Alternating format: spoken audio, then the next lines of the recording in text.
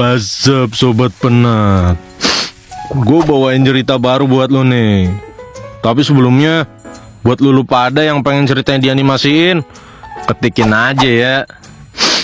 Terus kirim kemari. Ntar kalau kepilih, gue balesin lu satu-satu. Nah, tungguin aja dah. Dah, skuy nonton. Peringatan, animasi ini dibuat dengan tujuan sharing pengalaman pribadi sang pengirim cerita. Dimohon untuk menghargai cerita tanpa menyudutkan beberapa pihak. Selamat menonton. Jujur aja nih, gue bingung harus mulai dari mana. Soalnya ini cerita yang bikin gue trauma selama bertahun-tahun. Tapi semoga cerita gue bisa jadi pembelajaran buat kalian semua. Konnichiwa, sebut aja nama gue Mawar. Ini cerita gue tentang kejadian traumatis selama gue bernafas di bumi ini. Bahkan setelah kejadian ini, selain gak dibolehin keluar rumah selama bertahun-tahun, gue decide untuk menghilang dari semua sosmed gue juga. Padahal mah bawaannya pengen share ini itu. Sedih. Gue ceritain sedikit soal background gue dulu ya. Jadi dari gue SMP itu, gue tuh suka banget sama yang namanya fotografi. Soal jepret-menjepret, gue jagonya, hehe. Karena gue suka fotografi, gue pun cukup aktif di sosial media gue, terutama di Instagram. Ya secara looks mah gue tergolong cantik lah, gak kalah sama Kendall Jenner, hehehe. FYI, kakak gue orangnya cukup protektif. So, gue gak dibolehin foto yang pakai baju terlalu vulgar. Katanya takut gue gampang masuk angin, hehe. Pokoknya foto-foto gue kids friendly lah.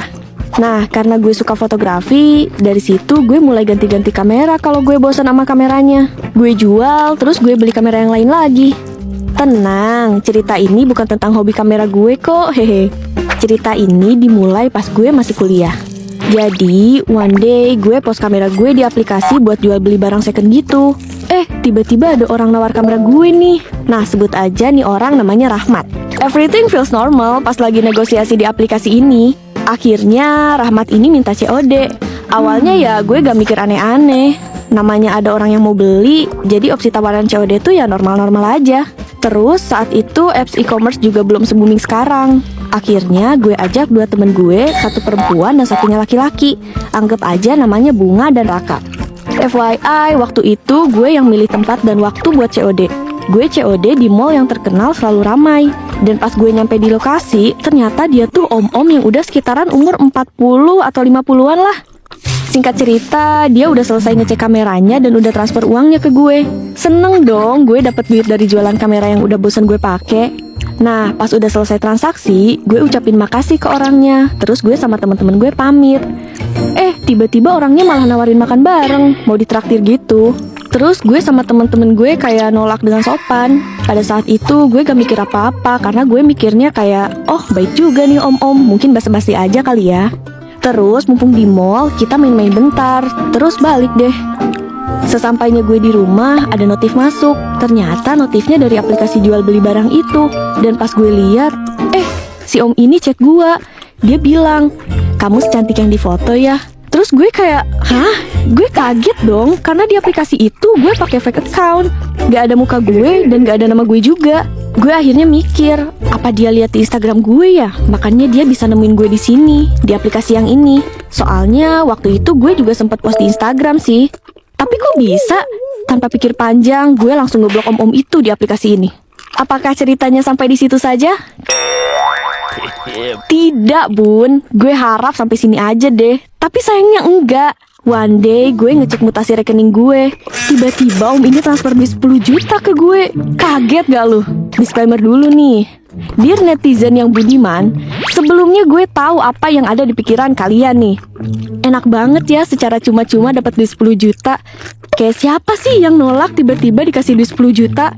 Tapi yakin deh, kalau misalkan kalian ada di posisi gue pada saat itu, kalian gak akan mau. Rasanya takut, risih, pikiran gak karuan.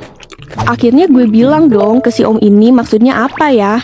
Terus dia bilang buat angpau, karena pada saat itu lagi Chinese New Year. Terus gue marah dong, kayak ngapain? Emang gue cewek apaan anjir? Akhirnya gue balikin tuh duit. Dari situ sih semuanya makin parah. Gue berkali-kali ngeblok dia di semua akun sosial media gue. Tapi tetap aja tuh orang buat akun baru lagi. BTW, waktu itu Instagram belum ada fitur blok yang kayak sekarang. Kalau sekarang kan blok satu akun, otomatis semua akun yang dia punya keblok juga tuh. Kacaunya, dia selalu DM gua nonstop. Kejadian ini berlangsung selama 1 tahun lebih. Gue bener-bener capek digangguin kayak gini. Setahun, bayangin woi. Rasanya kayak dibayang-bayangi hal yang bikin gak nyaman. Puncaknya tuh pas gue ngecek Facebook. Jujur, gue itu jarang banget buka Facebook. Soalnya kayak udah ketinggalan zaman, hehehe. Bahkan upload dan update aja jarang. Sampai akhirnya pas gue cek message request gue di Facebook, lu tahu apa? Ternyata om-om ini ngechat gue hampir tiap hari selama 4 bulanan. Isi chatnya dia kirimin pap selfie muka dia lah, makanan yang dia makan lah, dan lebih parahnya lagi, foto tongkat ajaibnya anjir, buset, banget. Terus di chat itu dia bilang dia mau nikahin gue lah, send quotes romantis lah. Ya Tuhan, bener-bener isinya kayak orang halu yang udah kesetanan. Kenapa mesti gue? Cewek cantik di luar sana banyak. Kenapa mesti gue sih yang diganggu? Mana ada orang yang mau diginiin? Jangankan jatuh cinta, yang ada mah enak, risih, najis. Sumpah deh, gue kesel banget sama dia. Kontekan aja kan gak pernah, kecuali yang COD kamera waktu itu. Anehnya, kenapa nih orang kayak seakan-akan kenal gue, ngejar gue melulu, ganggu terus-terusan. Akhirnya gue ceritain ini ke keluarga gue karena gue udah mulai gak nyaman, dan gue juga takut. Keluarga gue pun akhirnya worry, dan memutuskan untuk reach out ke om-om freak ini. Ditanya kenapa gangguin gue terus. Akhirnya terbongkarlah sumber masalahnya. Ternyata ada akun Facebook yang pura-pura jadi gue. Jadi nih akun fake punya teman di Facebooknya ada 4.000 orang. Dan bayangin ada berapa banyak om-om yang ketipu sama nih fake account. Gue bener-bener shock. Yang lebih membagongkan lagi, nih akun Facebook fake ini statusnya tuh kayak bener-bener cewek pick me dan cabe banget. Kayak ngegoda om-om buat diporotin duitnya gitu loh. Parahnya lagi, sampai-sampai foto-foto dari keluarga gue pun diambil dan dimasukin ke Facebook fake account dia. Udah sakit kali ya tuh orang. FYI, gak cuma om ini aja yang ketipu. Adalah satu orang om-om yang reach out gue di DM Instagram.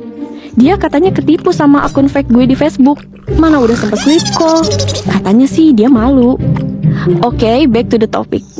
Long story short, masalahnya udah kelar. Dan om-om kurang ajar itu, puji Tuhan udah gak pernah nyariin gue lagi setelah mediasi dengan pihak ketiga. Sampai sekarang gue juga gak tahu itu gimana caranya, dan gue udah gak mau tahu.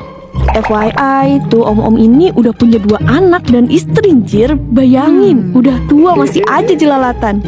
Saran gue buat kalian yang suka nipu orang dan pakai foto orang buat ngaku-ngaku, please deh stop. Perbuatan kalian itu jahat, kelewatan. Bayangin berapa banyak yang dirugiin. Gue cuma mau bilang hati-hati untuk cewek manapun di luar sana. Memang gak semua orang seperti om ini, tapi tetap harus aware sama stranger ya.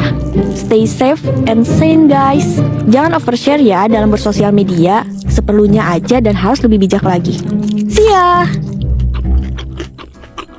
Gimana ceritanya? Suka nggak? Kalau lu suka, jangan lupa subscribe ke channel kita ya. Bye.